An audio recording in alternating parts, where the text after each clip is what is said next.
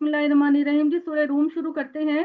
सूरह रूम का पस मंजर ये है कि यहाँ शाम और फलस्तीन की सरजमीन है। अदनल अर्ज का मतलब है कि शाम और फलस्तीन की सरजमीन है जो बिल्कुल अरब के साथ मिली हुई थी। नबी सल्लल्लाहु अलैहि वसल्लम जब पैदा हुए तो उस वक्त दुनिया में दो बड़ी सल्तनतें मौजूद थी। एक ईसाइयों की सल्तनत, रूमी सल्तनत थी, और दूसरी मजूसियों की, मजूसी कहते हैं जो आग की परस्तिश करते थे, उनकी सल्तनत थी ईरानी सल्तनत। तो दोनों हमेशा आपस में दुश्मनों की तरह लड़ते रहते थे। ईरानी और जो यानी कि ईरान के ईसाई, और दूसरी सल्तनत थी मजूसियों की, जो कि ईरान की सल्तनत उनके पास थी और मसीहों के पास रूमी सल्तनत थी। तो दोनों आपस में एक के दूसरे के खिलाफ दुश्मनाना जज्बात रखते थे। तो 603 का वाकया है कि बहाना बनाकर रूमियों ने, ईरान ने रूमी सल्तनत पर हमला कर दिया, और इसके बाद रूमियों को यानी ईसाइयों को शिकस्त देकर कब्जा कर लिया, उन रूम पर कब्जा कर लिया। तो हमेशा ये देखा गया है कि ईसाइयों के जो जज्बात थे वो मुसलमानों की फेवर में थे, और उस वक्त भी जब इस्लाम फैल रहा था तो बाकी दुनिया की निस्बत ईसाइयों के जज्बात मुसलमानों की फेवर में थे। तो जब रूम पर ईरान मजूसियों का कब्जा हो गया, ईरानियों का कब्जा हो गया, तो कुरैश ने मुसलमानों को ये ताने देने शुरू कर दिए कि जिस तरीके से मसीहों की सल्तनत रूम पर कब्जा कर लिया है ईरानियों ने, मजूसियों ने, मजूसी मैंने कहा कि वो लोग थे जो आग की परस्तिश करते थे। तो कुरैश ने कहना शुरू कर दिया मुसलमानों को कि जैसे ईसाइयों को शिकस्त हुई है, अनकरीब मुसलमानों को भी शिकस्त हो जाएगी। तो अल्लाह ताला ने ये पेशगोई कर दी कि ठीक है, इस वक्त ईसाइयों को शिकस्त हो गई है, लेकिन 10 साल के मुख्तसर अरसे के अंदर अंदर दोबारा ईसाई रोम पर दोबारा कब्जा कर लेंगे और उनको फतह नसीब होगी। और इसी तरह मुसलमानों के लिए इस वक्त अगरचे हालात नापैद हैं, बहुत बुरे हालात हैं, लेकिन अनकरीब चंद सालों के अंदर अंदर मुसलमानों की ताकत को फरोग मिलेगा और पूरे अरब के अंदर मुसलमानों का की हुक्मरानी और उनका इक्तदार हो जाएगा। ये है जी पस मंजर। बिस्मिल्लाहिर्रहमानिर्रहीम। अलिफ लाम मीम। वही वाली बात ये कि पिछली सूरह भी अलिफ लाम मीम से शुरू हुई थी, ये वाली सूरह भी अलिफ लाम मीम से शुरू हुई है, और इनमें जो कदर मुश्तरक है वो ये है कि अल्लाह वहदहू ला शरीक है, अल्लाह ताला का कोई शरीक नहीं। तो अलिफ लाम मीम गुलिबतिर रूमु फी अदनल अर्दे वहुम मिन बादे गल्बिहिम सयगलिबून। ये सूरह अलिफ लाम मीम है। रूमी करीब की सरजमीन में मगलूब हो गए हैं।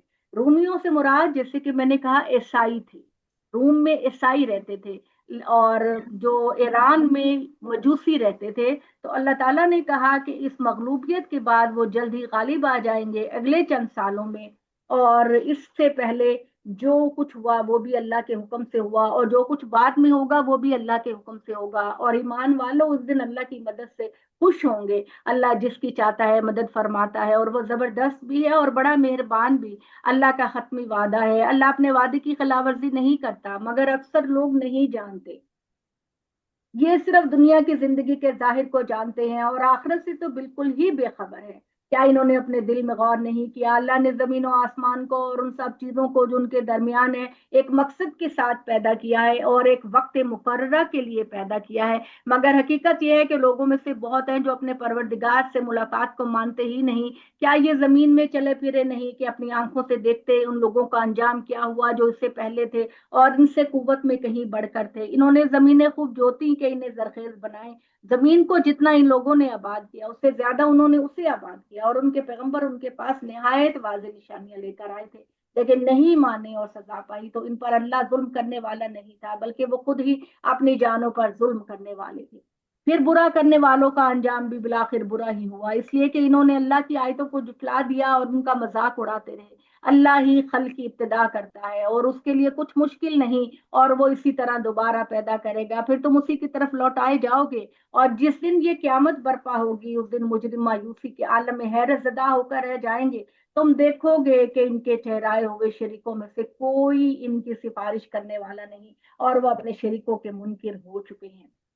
اور जिस दिन ये क़यामत बर्पा की जाएगी उस दिन लोग अलग अलग हो जाएंगे। फिर जो ईमान लाए और जिन्होंने नेक अमल किए होंगे वो एक शानदार बाग में बहुत ही खुशी और फरहा तरीके से रखे जाएंगे, और जिन्होंने इनकार किया हमारी आयतों का और आखिरत की मुलाकात को जुटला दिया तो वही अजाब में पकड़े हुए होंगे। तो अल्लाह की तस्बीह करो जिस वक्त तुम शाम करते हो और जिस वक्त तुम सुबह करते हो, और जमीन और आसमान में उसी की हमद है, और इशा के वक्त भी, और जब तुम जोहर करते हो। और तुम्हें ताज्जुब है कि ये किस तरह होगा, देखते नहीं वो जिंदे जिंदा को मुर्दे से निकालता है, मुर्दे को जिंदा से निकालता है, जमीन को उसके मुर्दा हो जाने के बाद दोबारा जिंदा और शादाब कर देता है। इस तरह तुम भी निकाले जाओगे। उसकी निशानियों में से ये भी है कि इसने तुमको मिट्टी से पैदा किया, फिर तुम देखते हो तुम इंसान बनकर जमीन में फैल जाते हो। अल्लाह की निशानियों में से ये भी है कि उसने तुम्हारे जिन से तुम्हारे लिए जोड़े पैदा किए ताकि तुम अपनी बीवी के पास जाकर उससे सुकून हासिल करो, और उनके लिए उसने तुम्हारे दरमियान मोहब्बत और रहमत पैदा कर दी। और उसमें यकीनन इन लोगों के लिए बहुत निशानियां हैं जो गौर करने वाले हैं। जमीन और आसमान की पैदाइश और तमाम बोलियों और रंगों का इख्तलाफ भी उसकी निशानियों में से है। इसमें यकीनन इल्म वालों के लिए बहुत सी निशानियां हैं। इस तरह तुम्हारे रात और दिन में सोना और उसका फजल तलाश करना भी उसकी निशानियों में से है। इसमें यकीनन इन लोगों के लिए बहुत सी निशानियां हैं जो दिल के कानों से सुनते हैं। और उसकी निशानियों में से ये भी है कि वो तुम्हें बिजलियां दिखाता है जो खौफ पैदा करती हैं, और उम्मीद भी खौफ पैदा करती हैं कि बिजली कहीं हम पर गिर ना जाए, हमें उचक कर ना ले जाए। और उम्मीद बिजली ये पैदा करती है कि बारिश होगी और हमारी जमीन जखेज होगी। और आसमान से पानी बरसाता है, फिर इसे जमीन को इसके मुर्दा हो जाने के बाद जिंदा कर देता है। इसमें यकीनन इन लोगों के लिए बहुत सी निशानियां हैं जो अकल से काम ले। उसकी निशानियों में से ये भी है कि जमीन और आसमान उसी के हुक्म से कायम है। फिर जब वो जमीन से निकलने के लिए तुमको एक ही बार पुकारेगा तो सुनते ही निकल पड़ोगे। और जब वो जमीन से निकलने के लिए तुमको पुकारेगा तो सुनते ही निकल पड़ोगे। जमीन और आसमान में जो कुछ है अल्लाह ही का है, वो सब उसी के फर्माबरदार हैं। वही है जो खल की इब्तिदा करता है, फिर वही उसे दोबारा पैदा करेगा। ये उसके लिए निहायत आसान है। जमीन और आसमान में सब कुछ बाला तर अल्लाह ही का है, वही अजीज और गालिब है। वो तुम पर ताज्जुब है कि इसके बावजूद तुम अल्लाह के साथ शरीक ठहराते हो। अल्लाह ने तुम्हारे लिए खुद तुम्हारी जात से मिसाल बयान की है। जरा बताओ कि हमने जो रिस्क और फजल तुम्हें बख्शा है इसमें तुम्हारे गुलामों में से कोई तुम्हारे शरीक हैं, और तुम और वो अपने तुम्हारे माल में दोनों क्या बराबर हो जाएंगे। और जिस तरह तुम अपनों का लिहाज करते हो इसी तरह तुम अपने गुलामों का भी लिहाज करते हो। हम उन लोगों के लिए जो अकल से काम लें इसी तरह अपनी आयतों की तफसील बयान करते हैं, लेकिन ये अकल से काम लेंगे। बल्कि इन जालिम का हाल ये है कि इन्होंने बिला दलील अपने तखयलात की पैरवी कर रखी है। फिर इन्हें कौन हिदायत दे सकता है? जिन्हें अल्लाह ने भटका दिया इनका अब कोई मददगार नहीं। ये हकाइक वाजे हैं।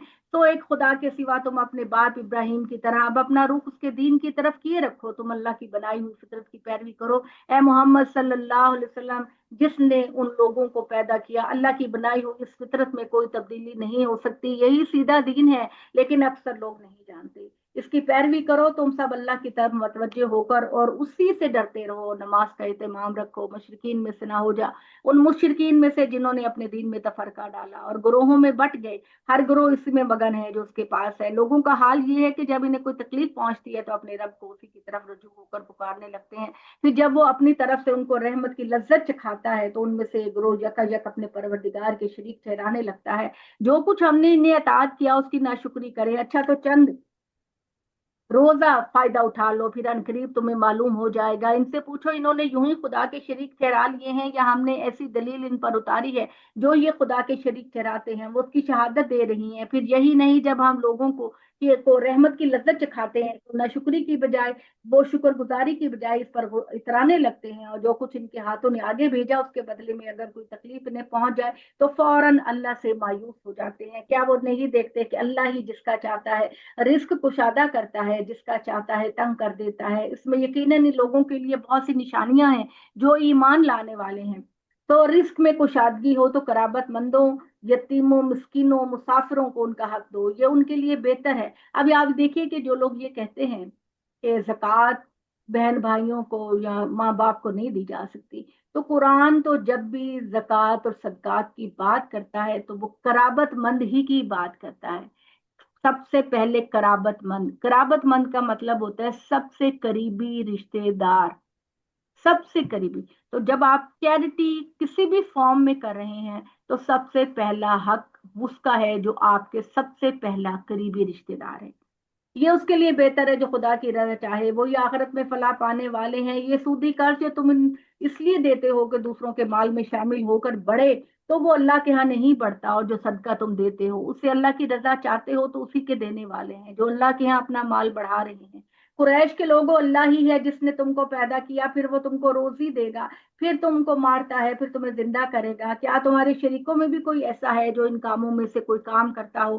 اللہ پاک اور بالا تر ہے ان سب چیزوں سے جنہیں یہ شریک ٹھہراتے ہیں. تم نے دیکھا نہیں لوگوں کے ہاتھوں کی کمائی سے خشکی اور تری میں فساد پیدا ہو گیا. یہ خدا کی کو دعوت دے رہے ہیں کہ وہ اس کے بعض کرتوتوں کا مزہ انہیں چکھائے تو وہ رجوع کریں. ان کے لیے متنبع ہو جاؤ اے محمد، تمہاری طرف ہے لوگوں، اللہ کا رسول آ گیا. ان سے کہو کہ زمین میں چلو پھرو اور دیکھو کہ رسولوں کی طرف تمام حجت کے بعد ان لوگوں کا انجام کیا ہوا جو پہلے گزرے ہیں. ان میں سے اکثر تمہاری طرح مشرک ہی تھے. تو نہیں سنتے تو اے محمد پرواہ نہ کرو، اپنا رخ اللہ کے دین، سیدھے دین کی طرف قائم رکھو، اس سے پہلے کہ اللہ کی طرف ایک ایسا دین آ جائے جس کے لیے واپسی نہیں. اس دن لوگ جدا جدا ہو جائیں گے. جس نے انکار کیا تو اس کے انکار کا وبال اسی پر ہوگا، اور جنہوں نے اچھے عمل کیے تو وہ اپنے ہی عمل اپنے لیے سنواریں گے. یہ اس لیے ہوگا کہ جو ایمان لائے اور انہوں نے اچھے عمل کیے اللہ ان کو ان کے فضل کی جزا دے.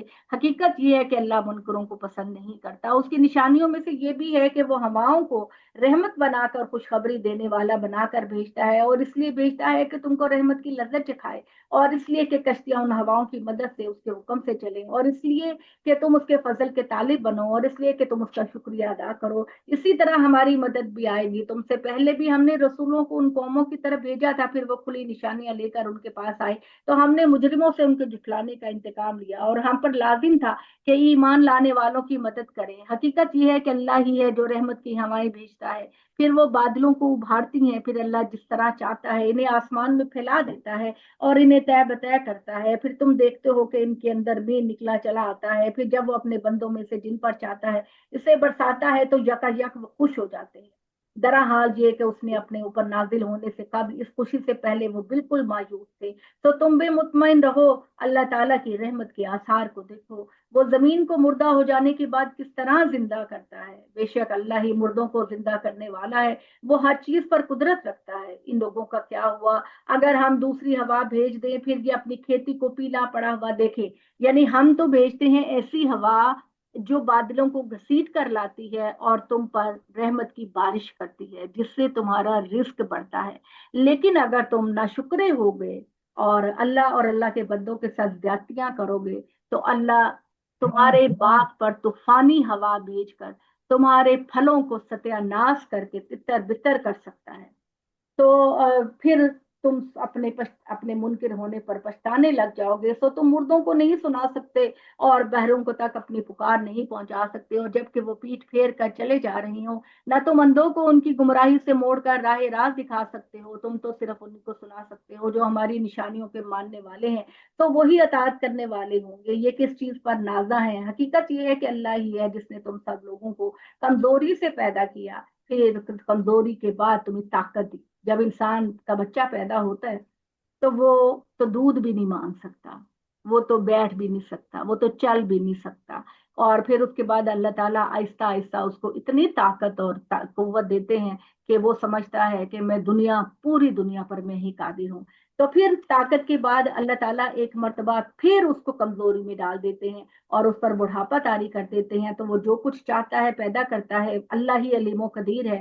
وہ جس کو دور سمجھ رہے ہیں جس دن وہ قیامت برپا ہوگی یہ مجرم قسمیں کھا کھا کر کہیں گے اپنی قبر میں وہ ایک گھڑی سے زیادہ نہیں رہے. یہ اس طرح اوندے منہ ہوئے چلے جا رہے ہیں. اس کے برخلاف جن کو علم اور ایمان عطا ہوا وہ کہیں گے اللہ کے نوشتے میں تو قیامت کے دن تک رہے. سو یہ قیامت کا دن ہے لیکن تم نہیں جانتے. پھر اس دن ظالموں کو نہ تو ان کی معافی مانگنا نفع دے گا نہ ان کو موقع دیا جائے گا کہ کسی طرح اللہ کو راضی کر لیں. سارے فیصلے دنیا کے اعمال کی بنیاد پر ہوں گے.